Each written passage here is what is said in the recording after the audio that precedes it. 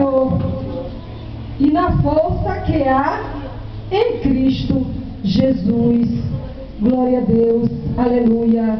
E diz aqui ainda mais no glória a Deus, bendito seja o nome do Senhor Jesus. Aleluia. 3, que diz assim: sofre, pois, comigo as aflições, como bom soldado de Jesus Cristo. Ninguém que se limita se embaraça com as coisas desta vida. Glória a Deus, aleluia. Louvado e engrandecido seja o nome do Senhor Jesus. Então o Senhor declara nesta noite para mim e para a tua vida e diz assim: tu, pois, meu filho, fortifica na graça que há em Cristo Jesus. Glória a Deus. Glorificado e exaltado seja o nome do Senhor Jesus.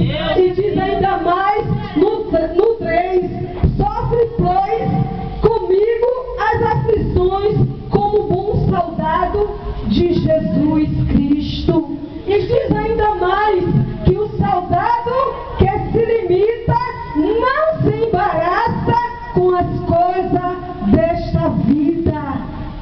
Pois está aí o segredo para a minha e para a tua vitória. Fortifica na graça que há em Jesus Cristo, porque a graça do Senhor, ela nos basta e se renova a cada manhã para a minha e para a tua vida. Glória a Deus, aleluia. Fortifica no Senhor Jesus Cristo, o Deus Todo-Poderoso, Criador dos céus e da terra, o nosso Senhor Jesus Cristo Salvador. Temos uma esperança, temos um dom, irmãos, temos um Deus que formou, que nos formou, que deu a vida pela minha e pela tua vida.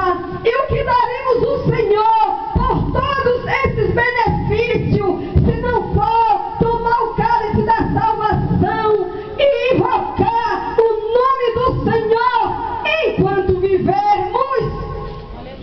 Glória a Deus, mas é necessário nos fortificar na graça que está em nosso Senhor Jesus Cristo. É necessário nos limitar, porque as tribulações, as lutas deste dia a dia têm nos sufocado, têm nos afastado do Senhor nosso Deus, Salvador Jesus Cristo. Tem nos afastado, irmãos, as tribulações, as lutas, a preocupação com o dia a dia, tem nos afastado do nosso Deus. A própria palavra diz que o soldado que se limita não se embaraça com as coisas dessa vida. Muitas vezes ficamos angustiados, atribulados, preocupados com o amanhã. Deixamos que as coisas desta vida nos afaste do nosso Deus, irmãos. Sabemos que temos um Deus a quem podemos clamar e lançar todas as nossas ansiedades